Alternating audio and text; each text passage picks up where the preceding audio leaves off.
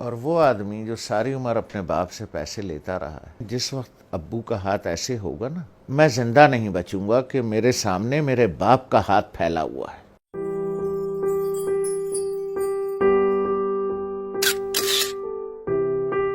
ایک دن میں بیٹھا ہوا تھا، اسلام آباد سے گیا تھا کراچی، نوکری میں تھا، تو ہم امی کے کمرے میں بیٹھے تھے، وہ اپنے سامنے بیٹھی ہوئی تھیں، تو میری ایک ہی بہن پاکستان میں ہے، اس کے تینوں بچے بھی آئے ہوئے تھے، وہ بھی آئی ہوئی تھی، تو ادھر صوفہ رکھا تھا تو اس پہ میں بیٹھا تھا، 2 لوگوں کا صوفہ تھا ہے وہ، تو والد صاحب برابر میں بیٹھے تھے، تو سب لوگ باتیں کر رہے تھے، تو میں نے کوئی 2-4 پیسے نکال کر کے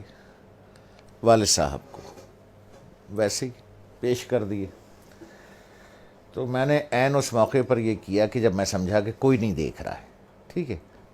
سب اپنے اپنے گپ میں لگے ہوئے ہیں، کوئی نہیں دیکھ رہا ہے، تو میں نے اس موقع سے فائدہ اٹھا کے جلدی سے چھپا کے ابو کو، مجھے نہیں پتا تھا کہ امی دیکھ رہی، تو انہوں نے بڑے زور سے کہا دوبارہ دو، جیسے وہ ذرا سختی سے بات کرتی ہیں، تو مجھے یہ تو پتا چل گیا کہ انہوں نے دیکھ لیا، تو میں سوچ رہا ہوں کہ یہ کیوں کہہ رہی ہیں دوبارہ دو۔ ان کا نواسا ساتھ بیٹھا تھا، حمزہ، جو ماشاءاللہ 6.25 فٹ کا ہے، اس وقت 6.25 فٹ کا تھا، تو مجھے تو انہوں نے بہت سختی سے کہا دوبارہ دو،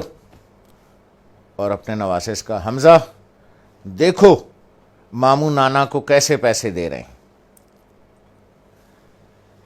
تو میں نے جیب سے جو بھی پیسے نکالے یہاں رکھ کے والد صاحب کو ایسے یوں کر کے چھپا کے پیش کر دیے، تو ابو نے اٹھا لیے۔ تو دوبارہ جب امی نے کہا کہ دوبارہ دو، حمزہ دیکھو ماموں کیسے پیسے دے رہے ہیں نانا کو، تو میں نے دوبارہ دے دیے، تو والدہ نے کہا کہ اب اسے بتاؤ کہ تم نے ایسے کیوں دیے۔ تو میں نے کہا دیکھو بھائی حمزہ میاں، یہ میرے والد صاحب ہیں،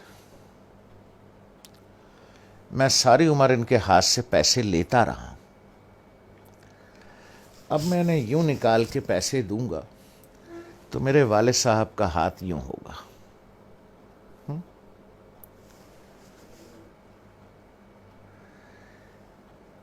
اور وہ آدمی جو ساری عمر اپنے باپ سے پیسے لیتا رہا ہے، جب میں نے کہا اپنے بھانجے سے، میں نے کہا حمزہ میاں جس وقت ابو کا ہاتھ ایسے ہوگا نا تو میں تو مر جاؤں گا، مجھے ہارٹ اٹیک ہو جائے گا، میں زندہ نہیں بچوں گا کہ میرے سامنے میرے باپ کا ہاتھ پھیلا ہوا ہے، اس لیے بیٹا میں ایسے دیتا ہوں یہاں رکھ کے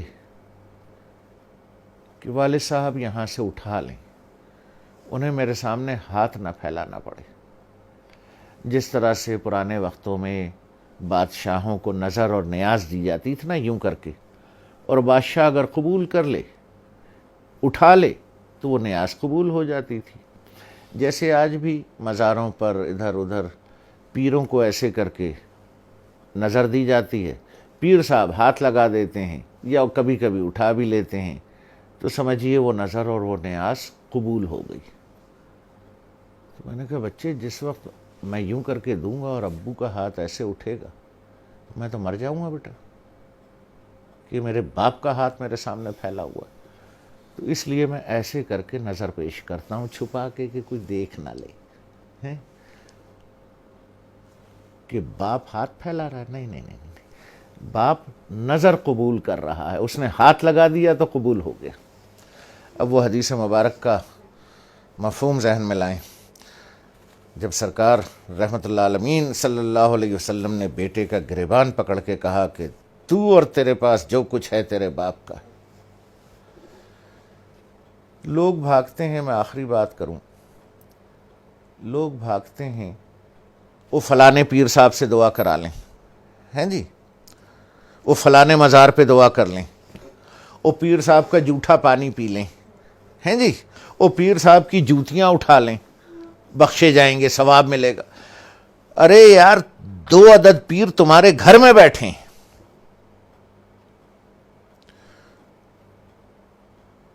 ایک عورت ایک مرد، دو پیر تمہارے گھر میں بیٹھے ہیں یار، جا کے ان کی جوتیاں سیدھی کر، ان کا جھوٹا پانی پی، ان کے پیر دبا، پیر صاحب کے بجائے باپ کو نظر اور نیاز پیش کر، جا کے ابا کے جوتے پالش کر، ماں کی چپلیں سیدھی کر کے رکھ۔ دو پیر گھر میں بیٹھے ہیں، ان کو چھوڑ کے اللہ کو ڈھونڈنے کہیں اور جاتے ہو، شرم نہیں آتی؟